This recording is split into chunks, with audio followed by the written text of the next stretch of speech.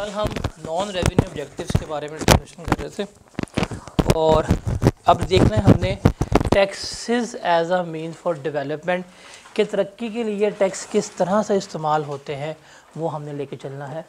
देखिए हमें कल ये तो लग गया पता कि पैसे कमाने के अलावा और भी चीज़ें जो है वो टैक्स में शामिल है। यू कैन से डैट और भी गम है ज़माने में मोहब्बत के सिवा।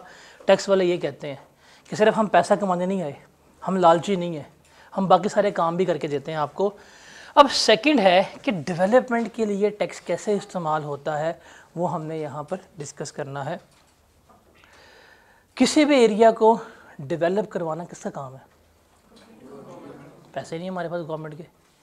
हमारा पीएम तो होता है हर साल के बाद, आपको लगता है मांगने आया हूँ बट मांगने नहीं आया, अपने कपड़े बेच के आटा लेके दूंगा आप लोगों को, वो ऐसी बातें कर रहा होता है, मजजूब है बेचारा।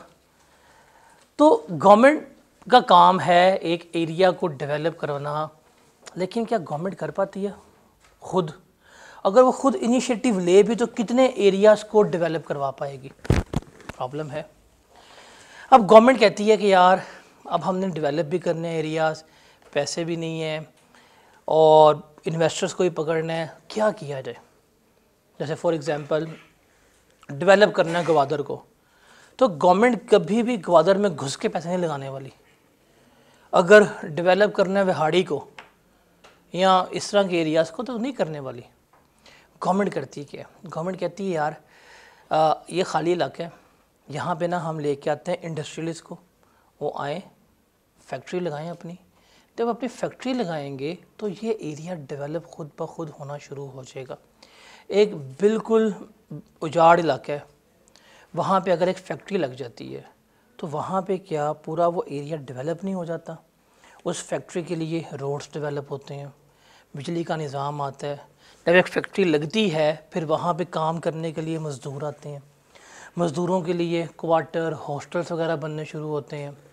फिर जब मज़दूर आते हैं तो आपको पता है मज़दूरों ने खाना पीना भी होता है, होटल्स रेस्टोरेंट बनना शुरू होते हैं।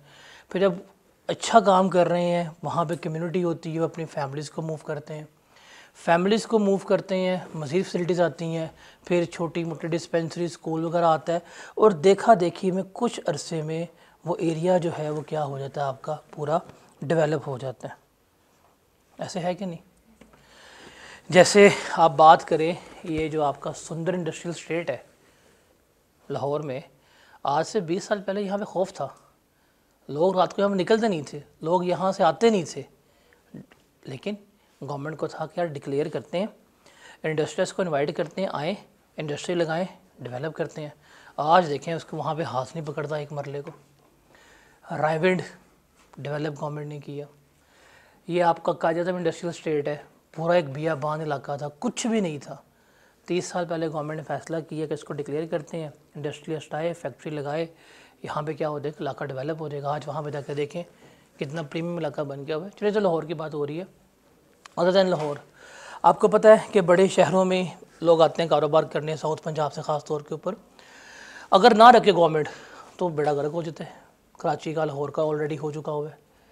तो गवर्नमेंट क्या करती है, उन्होंने फ़ैसला किया कि विहाड़ी जो है एक साउथ पंजाब का एक वो एरिया है कि अगर हम इसको डेवलप कर लें तो काफ़ी लोकलाइज लोग जो हैं वहाँ रुक जाएंगे। तो उन्होंने क्या किया, विहाड़ी इंडस्ट्रियल जोन बना दिया हुआ है, गुजरांवाला का इंडस्ट्रियल जोन बनाया हुआ है, सियालकोट का बना रहे हैं।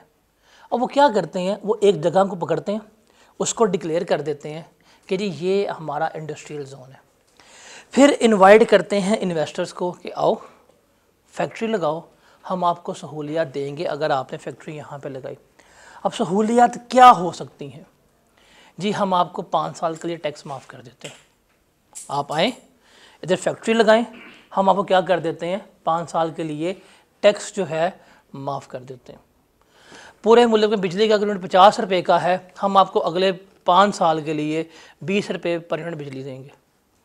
पूरे मुल्क में अगर इंपोर्ट बैन है, आपकी इंडस्ट्री यहाँ लगी होगी तो हम क्या करेंगे, आपको इंपोर्ट करवा के देंगे। अगर इंटरेस्ट रेट 20% है, आप फैक्ट्री लगाएं, हम आपको 5% के ऊपर इंटरेस्ट ले देंगे। अब गवर्नमेंट इंसेंटिव्स दे रही है, अट्रैक्ट कर रही है। अब एक बिजनेसमैन को पता है कि इंसेंटिव्स मिल रहे हैं, वो प्रॉपर क्या करेगा, अपनी इस रिपोर्ट बनाएगा, फिजिबिलिटी स्टडी कंप्लीट करेगा, आएगा इन्वेस्टमेंट करेगा। जब वो इन्वेस्टमेंट करेगा वहाँ पे जब इंडस्ट्री लगेगी तो वो एरिया ऑटोमेटिकली क्या होगा, डेवलप होना शुरू हो जाएगा। बिकॉज जैसे वो एक फैक्ट्री लगाएगा, फिर उस फैक्ट्री को सपोर्ट करने के लिए रोड बनना शुरू हो जाएंगे, बिजली का निज़ाम आएगा, छोटी मोटी दुकान खुलेगी, चंद एक घर बनना शुरू हो जाएंगे, जो मज़दूर आएंगे। तो कुछ अरसे में जो बिल्कुल एक उजाड़ जगह होगी वहाँ पे प्रॉपर इकोनॉमी डेवलप हो जाएगी। तो अल्टीमेटली वो इलाका क्या हो जाएगा, डेवलप हो जाएगा। अब ये डेवलपमेंट गवर्नमेंट डायरेक्टली थोड़ी कर रही है, वो क्या कर रही है, उसने एक जोन को डिक्लेयर कर दिया, इस जोन में आओ इंडस्ट्रियाँ लगाओ। प्राइवेट लोग आए, प्राइवेट लोग बैठे, उन्होंने इंडस्ट्रियाँ लगाई, लेकिन उनकी वजह से क्या हो गया, वो पूरे का पूरा जोन जो है डेवलप हो गया। तो गवर्नमेंट यही करती है। ग्वादर में क्या कर रही है, यही तो कर रही है, आपको टैक्स इंसेंटिव दे रही है। फैक्ट्री लगाओ ग्वादर में, आपका इतना अच्छा टैक्स माफ़ कर रहे हैं, टैक्स नहीं लेंगे आपसे, खुली मौज है, जितना कमाना कमाओ, इंसेंटिव दे रही है, आपको फ़ायदे पहुंचा रही है। तो ये है हमारा पहला कि गवर्नमेंट क्या करती है, इकोनॉमिक जोन्स बना देती है, टैक्स फ्री जोन्स बना देती है, और बिजनेसमैन को इंसेंटिव देती है कि आप यहाँ पे आएँ, यहाँ पे कारोबार करें, यहाँ पे बिज़नेस करें, हम टैक्स नहीं लेंगे। और उससे क्या होगा, आपका वो जो अंडर डेवलप एरिया है वो क्या होगा, तरक्की कर रहा होगा। तो इस्तेमाल टैक्स को ही हुआ है। फिर जो हायर इनकम पीपल होते हैं उनसे गवर्नमेंट टैक्स जो है हाई रेट पे लेती है, एज हाई एज 45% टैक्स लेती है गवर्नमेंट। और जो लो इनकम पीपल है उनसे गवर्नमेंट टैक्स बहुत कम लेती है। जिसकी 6 लाख तक इनकम है उससे गवर्नमेंट टैक्स ही नहीं ले रही। तो fair distribution of wealth government ने यहाँ पे मेंटेन की हुई है। उसके अलावा ये हमने कल पॉइंट पढ़ा था, वही पॉइंट आ रहा है कि लोकल इंडस्ट्री को प्रोटेक्ट करने के लिए, मेड इन पाकिस्तान को प्रमोट करने के लिए गवर्नमेंट क्या करती है, इम्पोर्ट्स को महंगा कर देती है। अब इम्पोर्ट्स इतनी महंगी हो जाती हैं कि लोग कहते हैं यार लोकल चीज़ें ले लो, इम्पोर्ट्स पे जाना नहीं चाहिए। जिसका फ़ायदा क्या होता है, आपकी लोकल इंडस्ट्री जो है वो प्रमोट हो जाती है। यहाँ पे भी गवर्नमेंट टैक्स का इस्तेमाल कर रही है। उसके अलावा गवर्नमेंट देती है टैक्स क्रेडिट्स या रिबेट्स देती है डोनेशन के ऊपर। Now what is the meaning of tax credit, हम जाके आगे इनकम टैक्स में इसका पूरा चैप्टर पढ़ेंगे क्या होता है। बट अभी सिर्फ एक ले मैन को समझाने के लिए अगर हम बात करें, वेलफेयर करना किसका काम है, इलाज करवाना काम गवर्नमेंट का है, तालीम देना काम किसका है, गवर्नमेंट का है। गवर्नमेंट कहती है यार हम तो सपोर्ट कर रहे हैं, आप आएँ, आप भी हमें सपोर्ट करें। हमने इदारे हैं, इदारे अप्रूव कर दी हैं, आप इन इदारों में आएँ, इन इदारों में डोनेशन करें, चैरिटी करें, हम आपको बेनिफिट देंगे। बेनिफिट क्या देंगे, फॉर एग्ज़ाम्पल आपका अगर टैक्स बनता है 10,000 रुपया और हमने आपको लिस्ट दी हुई है, ये सारी लिस्ट है आपकी, आप जाते हैं यहाँ पे डोनेशन करते हैं या वेलफेयर की एक्टिविटी करते हैं, अब हमें बताएं हम आपको क्या कर देंगे, हम आपको 1,000 रुपये का टैक्स छोड़ देंगे, अब हमें कितना पे कर दीजिएगा, 9,000 पे कर दीजिएगा। तो आपको क्या दिया जा रहा है, इंसेंटिव दिया जा रहा है, आपको क्रेडिट दिया जा रहा है कि अगर आप डोनेशन की एक्टिविटीज़ में आते हैं, वेलफेयर की एक्टिविटीज़ में आते हैं तो क्या मिलेगा, आपको टैक्स क्रेडिट मिलेगा। अब जब लोगों को पता है कि मुझे बेनिफिट मिलेगा डोनेशन करने से, लोग डोनेशन करेंगे। एक वो कल्चर ही प्रमोट होगा, आवाम की वेलफेयर भी होगी, और जो डोनेशन कर रहे होंगे उनको भी क्या मिल रहा होगा, बेनिफिट्स जो है मिल रहे होंगे। उसके बाद एग्रीकल्चर बेस्ड प्रोजेक्ट्स होते हैं, इस पे गवर्नमेंट सब्सिडीज़ देती है, सस्ती खादें, सस्ते ट्रैक्टर, सस्ते बीज ला कर देती है, कभी सीड्स के ऊपर सेल टैक्स एग्जाम्प्ट कर देती है, एग्रीकल्चर प्रोडक्ट्स के ऊपर सेल टैक्स जो है एग्जाम्प्ट कर देती है ताकि सस्ती हो, किसान जो है इनको ईजिली अफोर्ड कर सके, किसानों के लिए लोन, कर्ज़े हंसना, सब कुछ लेके आ रही होती है ताकि मज़ीद लोग आएँ, मज़ीद इस सेक्टर में इन्वेस्टमेंट हो, मज़ीद सेक्टर जो है ये ग्रो कर रहा हो। उसके बाद एजुकेशनल इंस्टीट्यूट्स या चैरिटेबल इंस्टीट्यूट्स को प्रमोट करने के लिए गवर्नमेंट उनको टैक्स माफ़ कर देती है, मतलब ईदी से टैक्स नहीं लेगी, शौकत खान टैक्स नहीं लेगी, फातिमत फाउंडेशन से नहीं लेगी, सिटीज़न फाउंडेशन टैक्स नहीं लेगी, जितने भी आपकी NGOs होती हैं, जो नॉन प्रॉफिट ऑर्गेनाइजेशंस होती हैं, उनसे गवर्नमेंट टैक्स नहीं लेती, उनको टैक्स क्या कर देती है, माफ़ कर देती है कि आप आएँ अपनी फलाह बहबूद काम करें, हम आपसे टैक्स नहीं लेंगे। तो यहाँ पे भी गवर्नमेंट का ऑब्जेक्टिव क्या है, उनको प्रमोट करना है, जिससे वो हासिल करना चाह रही होती है। तो ये हैं आपके taxes as means for development, कि गवर्नमेंट टैक्सेस को तरक्की के लिए किस तरह से इस्तेमाल कर रही होती है। अब आप इसको पढ़ लें, फिर हम आगे चलते हैं। जब आप नोट्स में आएंगे ना तो साथ नीचे एक टेबल भी बना होगा बिल्कुल, जिसमें ऑब्जेक्टिव्स लिखे होंगे कि किस ऑब्जेक्टिव का, किस लॉ का क्या ऑब्जेक्टिव है। तो अब आपके नॉन रेवेन्यू ऑब्जेक्टिव्स जो है पूरे हो गए हैं कि सोशल डेवलपमेंट, इकोनॉमिक डेवलपमेंट और वैसे ही आपके डेवलपमेंट के लिए टैक्स किस तरह इस्तेमाल हो रहे होते हैं। अब एक कुछ कॉमन पॉइंट्स हैं, ये कॉमन पॉइंट्स तो 3 दफ़ा रीड आउट कर लें, दैट्स इट। रट्टा नहीं मारना, क्रैम कुछ नहीं करना, आपने इन सबको अपनी वर्ड्स में, अपनी वर्डिंग में ही लिखना है। ओके, रीड करें फिर आगे चलते हैं।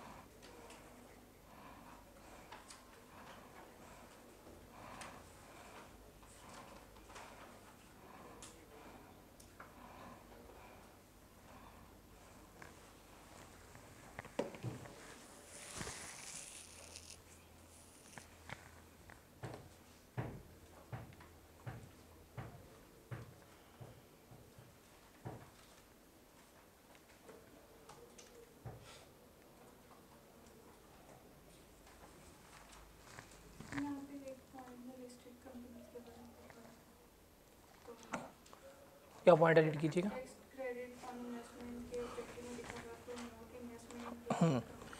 कि गवर्नमेंट कहती है कि आप आएँ, आप स्टॉक एक्सचेंज के ऊपर इन्वेस्टमेंट करें, हम आपको क्या करेंगे, टैक्स क्रेडिट देंगे।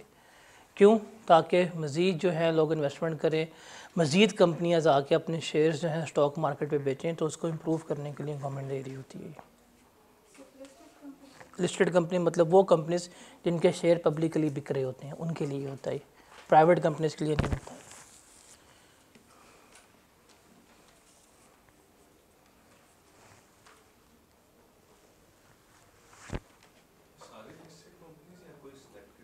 सारी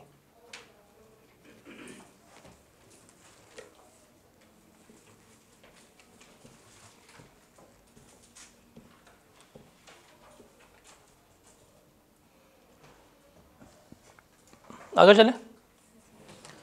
अब आगे चलते हैं, ये आप लोग इकोनॉमिक्स में पढ़ के आ भी गए होते हैं, कैनन्स ऑफ टैक्सेशन पढ़ा हुआ है इको में, पीआरसी में कैनन ऑफ टैक्सेशन पढ़ के आए होंगे।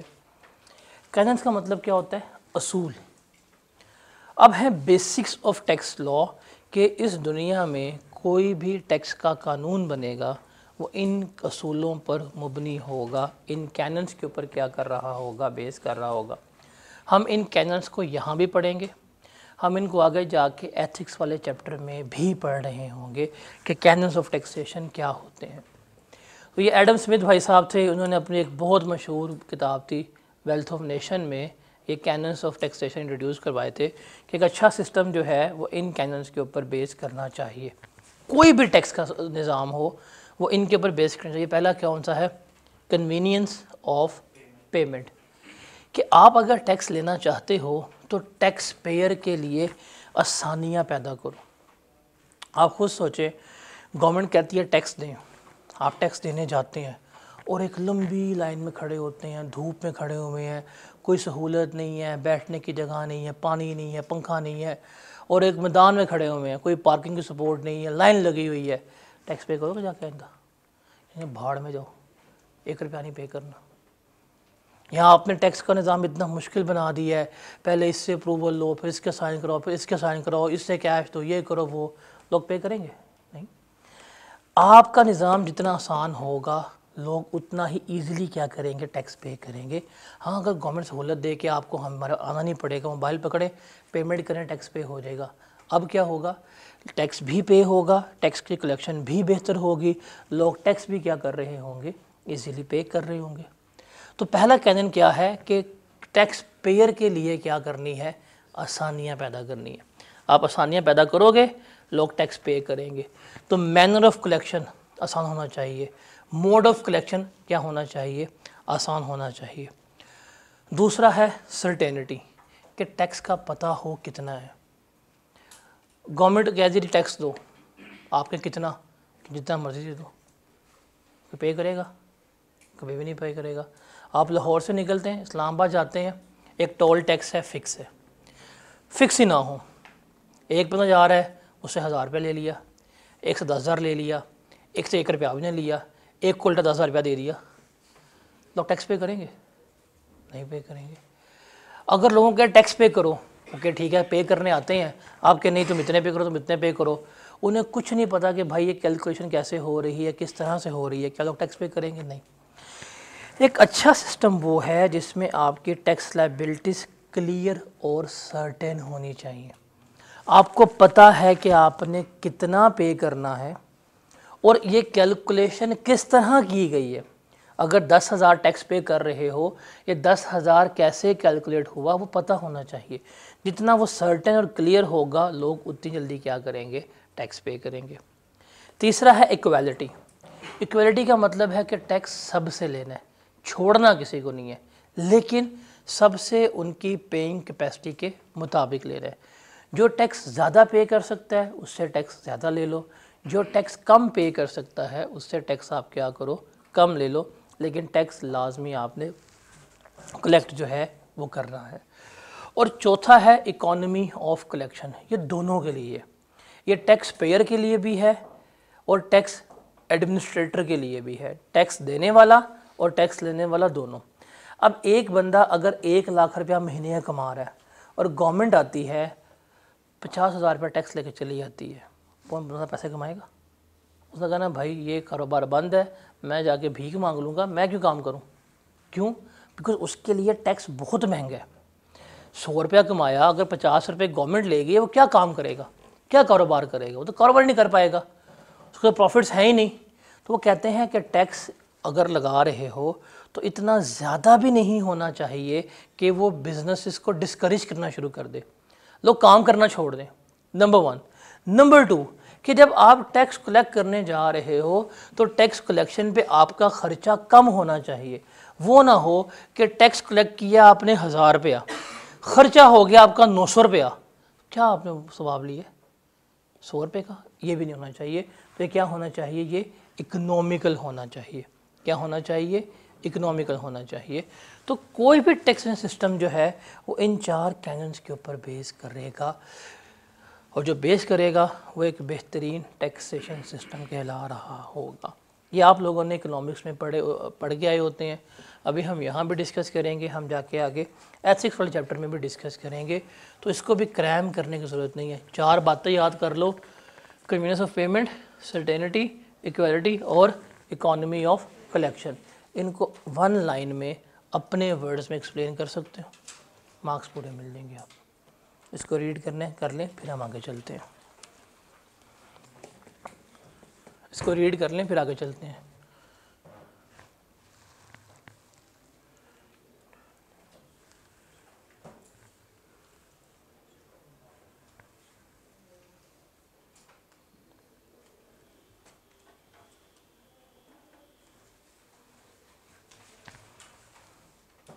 सबसे बड़ा मसला होता है रिपीटर के लिए, जब वो इन चैप्टर को दोबारा पढ़ रहा होता है ना, उसको जो मौत पड़ती है, ओए होए होए, कहता ये तो मुझे आता था, ये तो मुझे ने किया हुआ था, नंबर तेरे फिर नहीं आए थे।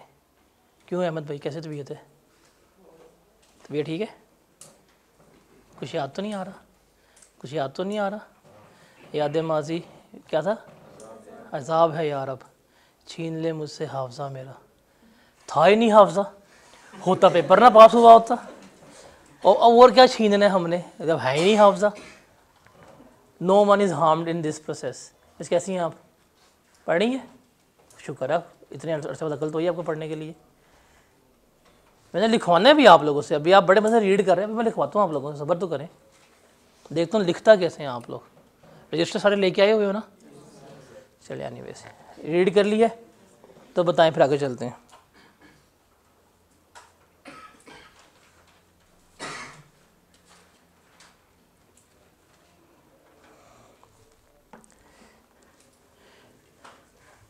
बेइज्जती महसूस नहीं करनी चाहिए।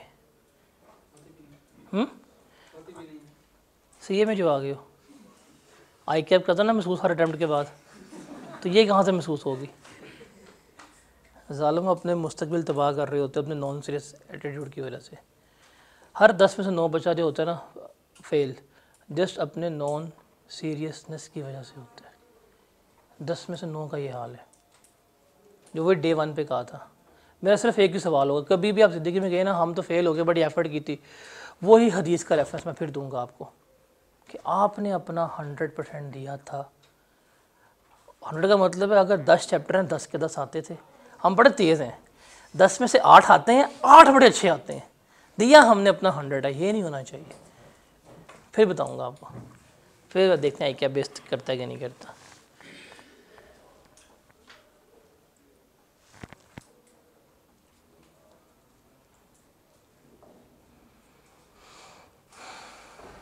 पेपर वगैरह पास करें, जल्दी इंटर में आएँ, इंटर करें, फॉर्म्स में जाएं, फॉर्म्स वाले भेजें आपको सेकंडमेंट पे, दुनिया देखें।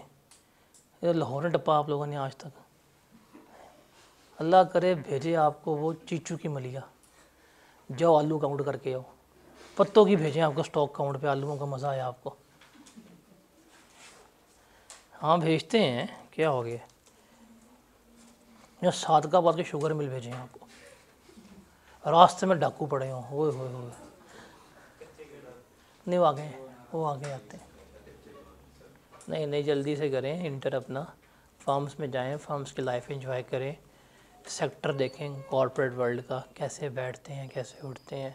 बड़े बड़े लोग होते हैं, छोटे छोटे बच्चे, एक पेपर 3 दफ़ा पास नहीं होता, फिर वहाँ पे एक अटैम्प्ट में 3 पेपर पास करना सीखेंगे, लाइफ लेसन्स सीखें, मज़ा आएगा आपको। मज़े का कल्चर होता है फॉर्म का। फॉर्म का कल्चर टॉक्सिक होता है, लेकिन लर्निंग बड़ी मज़े की होती है। जब आप क्लाइंट्स के पास जाते हैं, दुनिया देखते हैं, मुख्तलिफ लोगों से मिलते हैं, मज़ा आता है। अगर अच्छी फॉर्म में है तो आपको सेकंडमेंट में बाहर भी भेज देते हैं, मस्कत में, ओमान में, दुबई में, पाकिस्तान में आपको अच्छी ट्रैवलिंग कराते हैं, Karachi Dubai, Karachi Gilgit by air जाएंगे आप लोग, चेक करें। अभी तो बताते हैं बस बाय एयर, बस की छत पे बैठ के, बड़ा इश्तियारा। तो जल्दी से इंटर करें, जाएं, इस लाइफ को एंजॉय करें, ट्रैवल करें, शहर घूमें, लोगों से मिलें, अपना विजन है उसको ब्रॉड करें। यहाँ पे आप लोगों से ब्रॉड प्रिंसिपल से याद होते नहीं है, इनका विजन ब्रॉड होगा।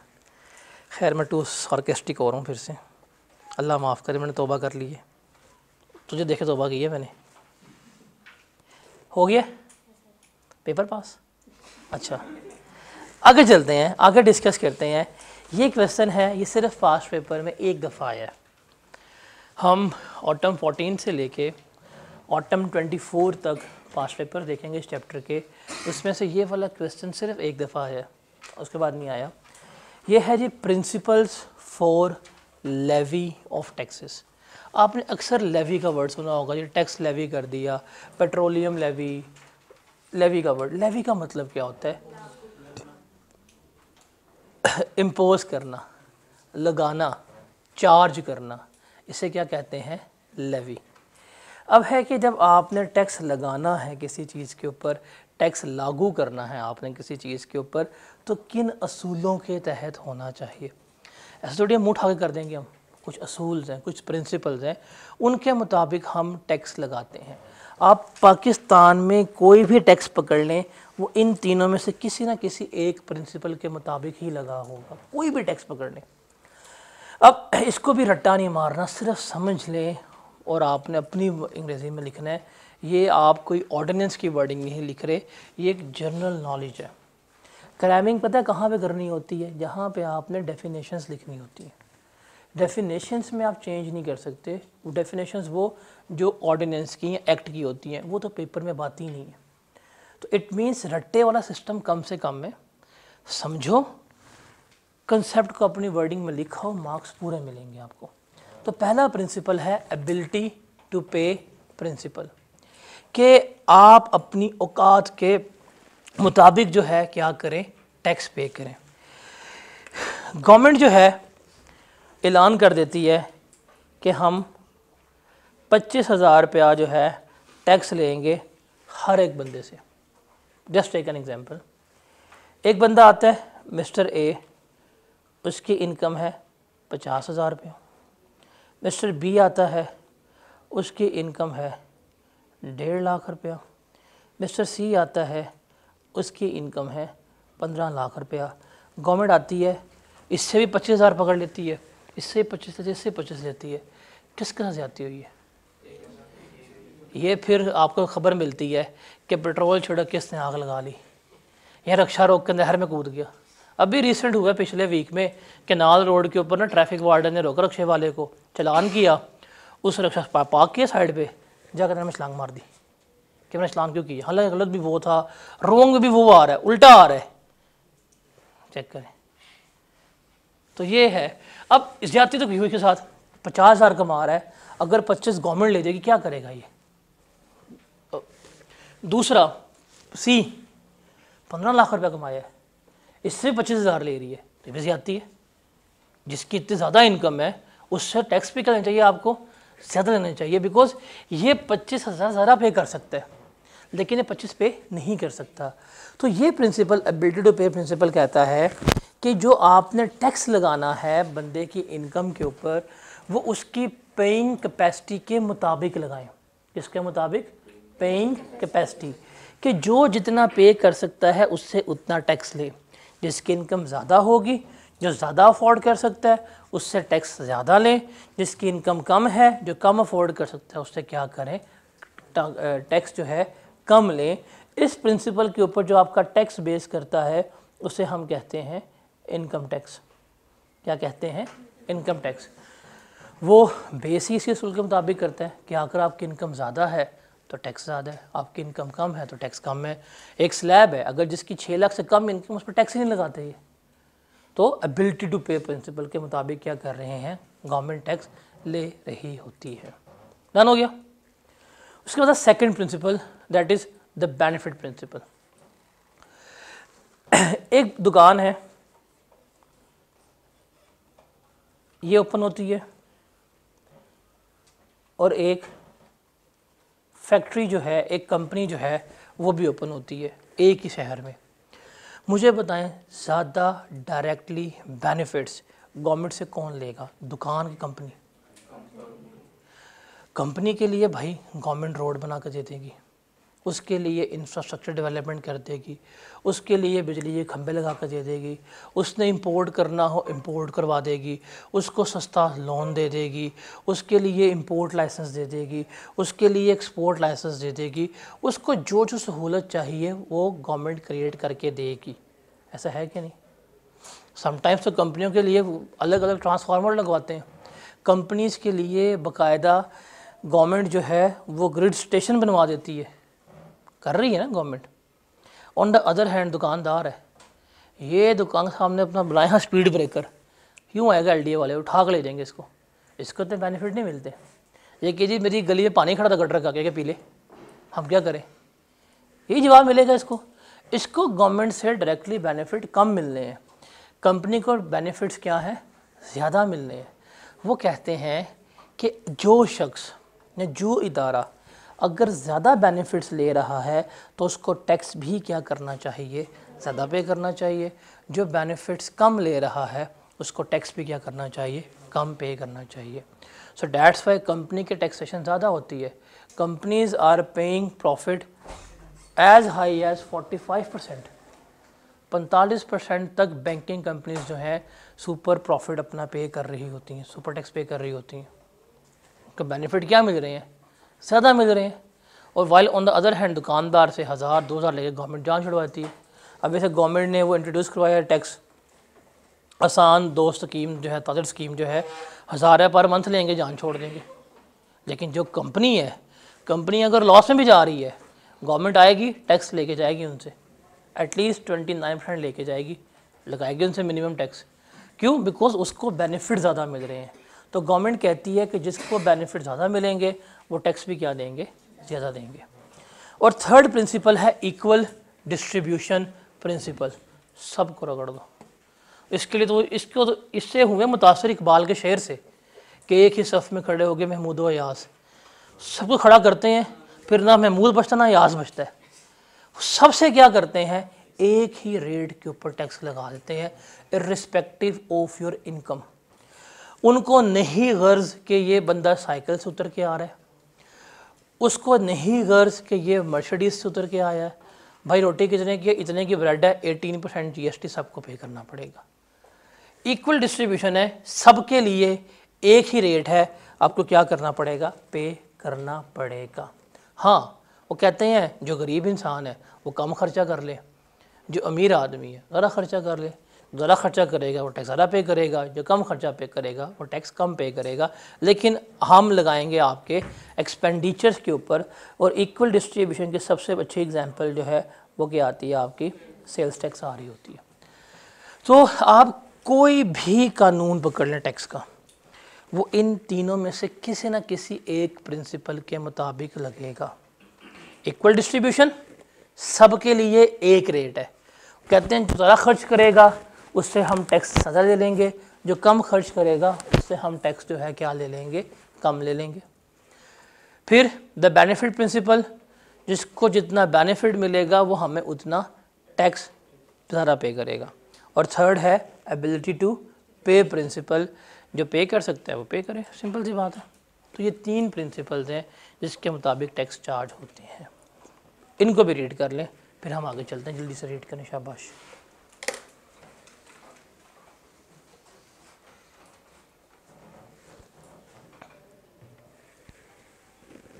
ये पास्ट पेपर में सिर्फ एक दफ़ा आया है, जस्ट वन टाइम।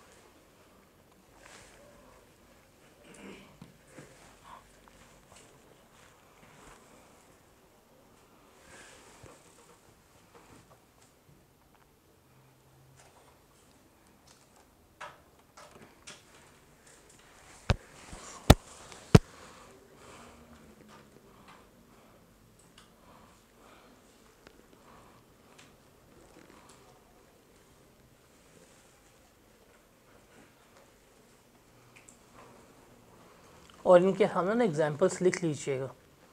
अगर जैसे फॉर एग्जांपल पेपर में आता है तो इट इज़ बेटर के साथ आप एग्जांपल कोड कर लें कि ये टैक्स इस प्रिंसिपल के मुताबिक है, ये टैक्स इस प्रिंसिपल के मुताबिक है। एक अच्छा इंप्रेशन सेट होता है। लिख ले अपने हैंड आउट्स पे एग्जांपल्स।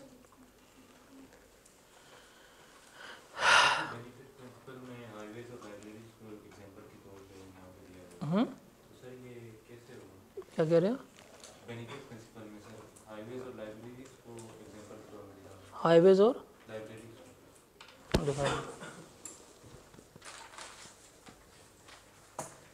रोड टैक्स की बात हो रही है ना, रोड टैक्स की बात हो रही है।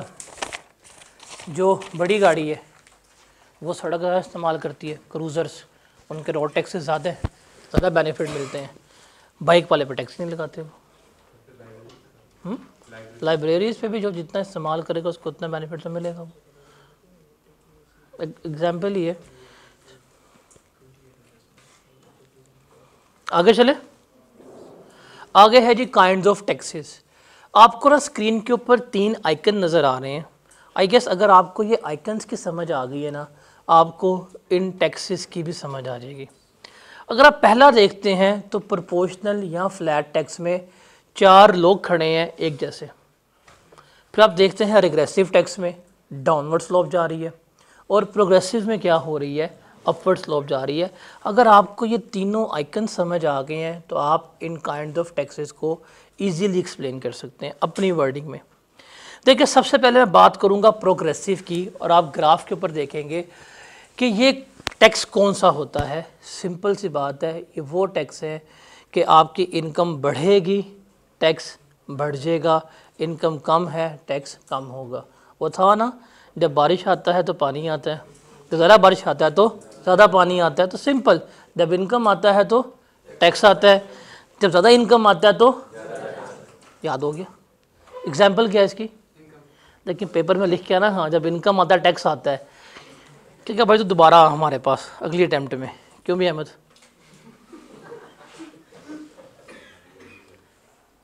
ये ठीक है, पानी वगैरह मंगाऊँ?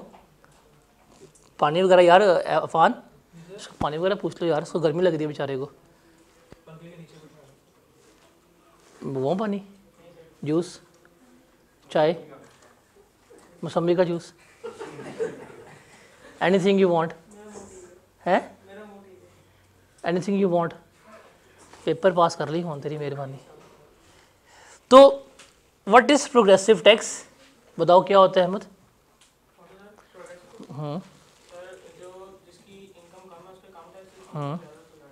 तो इनकम बढ़ती जाएगी, टैक्स का रेट भी बढ़ता जाएगा। एग्जाम्पल क्या होगी इसकी? Income tax. फिर दूसरा है प्रोपोर्शनल टैक्स या फ्लैट टैक्स। देखिए, आपको आइकन ही इसका बता रहा है कि ये सब के लिए एक जैसा है, एक ही रेट है, वो हम सब पे क्या करेंगे? अप्लाई कर देंगे, इर्रिस्पेक्टिव कि आपके पास कम है ज़्यादा है, हम सब से क्या लेंगे? एक जैसा ही टैक्स ले रहे होंगे। इससे कहते हैं प्रोपोर्शनल टैक्स। इसकी एग्जांपल क्या होगी? सेल्स टैक्स है, टैक्स ऑन डिविडेंड। अब डिविडेंड के ऊपर टैक्स 15% है। आपका डिविडेंड 10,000 रुपया है तब भी 15% कटेगा। आपका डिविडेंड लाख रुपया है तब भी 15% ही कटेगा। आपका डिविडेंड 1 करोड़ रुपया है तब भी कितना कटेगा? 15% कटेगा। ये जो लॉटरीज, प्राइज बॉन्ड्स वगैरह होते हैं, ये भी क्या है? आपके प्रोपोर्शनल है, फिक्स रेट है, 10% है। उसके अलावा ये कॉरपोरेट टैक्स कंपनीज़ के ऊपर फिक्स है, 29% है। एक कंपनी का अगर प्रॉफिट लाख रुपये आया है, हुकूमत 29,000 रुपया टैक्स लेके चली जाएगी। एक कंपनी का प्रॉफिट अगर 1 करोड़ आया है, तब वो 29 लाख टैक्स लेके चली जाएगी। वो फिक्स क्या करेंगे? सबसे वो टैक्स ले रहे होंगे। तो इसे हम क्या कहते हैं? प्रोपोर्शनल टैक्स कहते हैं, कि सबके लिए एक रेट है। Sales tax, corporate tax, tax on dividend, tax on profit on debt, royalty, ये सारा कुछ क्या है? आपका प्रोपोर्शनल है। सर्विसेज के ऊपर टैक्स पड़ता है, प्रोपोर्शनल है। 11% है, हर एक को चार्ज करेंगे। आपने अगर 10,000 रुपया कमाया तब भी अब कटेगा 11%, अगर आपने 10 लाख कमाया तब भी कटेगा कोई 11%। तो कौन सा है ये? प्रोपोर्शनल है, कि सबके लिए एक ही रेट है। और आखिरी है रिग्रेसिव टैक्स। क्या सा? रिमेंबर, एक लाइन लिख लें अपने नोट के ऊपर, all indirect taxes, all indirect taxes are regressive in nature. All indirect taxes are regressive in nature। ये याद रखनी है आपने। अच्छा, पाकिस्तान लाहौर से आप जाते हैं इस्लामाबाद, आपका टोल टैक्स है 1200 रुपये जो आपने पे करना होता है। जस्ट टेक एन एग्जांपल, एक निकला लाहौर से मेहरान वाला, इस्लामाबाद पहुंचा, उसने पे करना है 1200 रुपये। एक निकला है लेक्सस 570 के ऊपर, उसने पहुंचना है, उसने ये पे करना है 1200 रुपया। दोनों लोग टोल पर रुकते हैं, पेमेंट करते हैं 1200 रुपया। वो 1200 रुपया किसको दुखा होगा? मेहरान वाले को कि लेक्सस वाले को? क्यों? उसकी इनकम कम है, इनकम कम है, उसकी जेब पे क्या है? भारी पड़ रहा है। ये है रिग्रेसिव, कि जो लो क्लास इनकम होती है, जिनकी आमदनी कम होती है, इनको ये ज़्यादा इम्पैक्ट करता है as compare to high class people. ठीक है, तो जितने भी इनडायरेक्ट टैक्सेस होते हैं, सेल्स टैक्स है वो भी रिग्रेसिव है। जैसे फॉर एग्जांपल आप कोई प्रोडक्ट लेने जाते हैं, 1000 रुपये का प्रोडक्ट है और उसके ऊपर टैक्स जो है वो 180 रुपये पे करना है आपने। एक दिहाड़ीदार मजदूर आया, उसकी दिहाड़ी 1500 रुपये की है, उसने दिया, वो भी 180 रुपये पे करेगा। एक बंदा अपनी मर्सिडीज़ के ऊपर आया, उसने वो प्रोडक्ट लिया, वो भी 180 रुपये पे करेगा। अब वो 180 रुपये किसकी पॉकेट पे ज़्यादा भारी पड़े होंगे? उस दिहाड़ीदार मजदूर के ऊपर। तो ये सारे क्या होते हैं? रिग्रेसिव इन नेचर होते हैं। तो जितने भी है ना फिक्स टैक्सेस, आपके जितने भी फिक्स टैक्सेस हैं जो फिक्स रेट पे लगते हैं, वो हमेशा रिग्रेसिव होते हैं। बिकॉज जिसके पास इनकम कम होगी उसको ज़्यादा हिट करेंगे, जिसके पास इनकम ज़्यादा होगी उसको इतना मैटर नहीं करेंगे। तो गरीब आदमी के लिए आटे के ऊपर टैक्स बढ़ना बड़ा मैटर करता है, उसके लिए ज़िंदगी मौत का सवाल है। अमीर आदमी क्या करेगा? पिज़्ज़ा खा लेगा, रोटी नहीं खाएगा। एक और मसला है ना, अमीरों के कितने 3 बच्चे हैं, 2 बच्चे होते हैं, उनके आटे की कंजम्पशन कम होती है, गरीबों पे फुटबॉल टीम खड़ी होती है। अब मैं आपको बताता हूँ ना, जब हम 2 साल पहले ना एक्टिविटीज़ पे गए थे, सैलाब जब आया था बड़ा हैवी पाकिस्तान में, तो वहाँ पे जाके मुझे अंदाज़ा होगा, अब माशाल्लाह से 10-10, 12-12, 8-8 ऑन एवरेज है। अब देखिए इतना बड़ा कुंभ है, इतना बड़ा उसका जो है अगर फैमिली है, तो उसके लिए आटे का एकड़ भी बड़ा मैटर करता है। क्यों? बिकॉज बेशक गरीब है लेकिन उसकी फैमिली में आटे की कंजम्पशन ज़्यादा है। उसकी फैमिली में एक महीने में शायद 80 किलो आटा लगे, 50 किलो आटा लगे। ऑन द अदर हैंड एक वो बंदा है जिसके पास फैमिली में हैं 4 लोग, उसकी फैमिली में बस 10 किलो आटा लगे। तो अगर अब आटे के ऊपर टैक्स बढ़ गया तो किसको इम्पैक्ट ज़्यादा करेगा? वो उसको जिसकी इनकम कम है। क्यों? उसकी कंजम्पशन ज़्यादा है, तो उसकी पॉकेट से क्या होगा? ये ज़्यादा निकलेगा, और जो दूसरा है उसकी पॉकेट से कम निकल रहा होगा। क्लियर है ये? तो इसलिए कहते हैं जितने भी इनडायरेक्ट टैक्सेस होते हैं वो हमारे रिग्रेसिव इन नेचर होते हैं। तो ये हमने डिस्कस किया कि ये हमारे प्रोपोर्शनल टैक्स हैं, कि सेम परसेंटेज के ऊपर हम क्या कर रहे होते हैं, टैक्स लगा रहे होते हैं।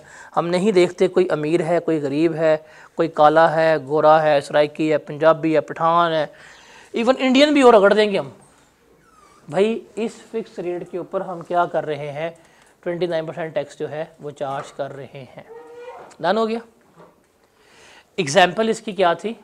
Sales tax, number 2 corporate tax, number 3 tax on dividend.